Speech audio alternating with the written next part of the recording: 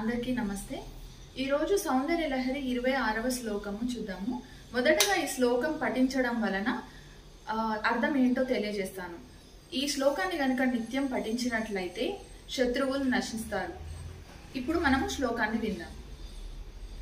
విరించి పంచత్వం వ్రజతి హరిరాప్నోతి విరతిం వినాశం కీనాశో భజతి ధనదో యాతి విదనం వితంద్రీ మాహేంద్రీ వితతిరపి సమ్మేళిత దృశా మహాసంహారేస్మిన్ విహరతి సతి త్వత్పతిరసౌ।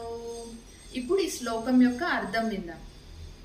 ఓ సతీదేవి, మహాప్రళయము తటస్థించినప్పుడు బ్రహ్మ మరణించును, విష్ణువు రూపాంతరమును చెందును, యముడు కనపడడు, ఇంద్రుడు కుబేరుడు పదవీచ్యుతులైపోతారు। నీ పాతిథ్య మహిమ వల్ల పరమశివుడు మాత్రమే నాశనం లేక ఉంటాడు అని అర్థం। ఓం శ్రీమాత్రే నమః।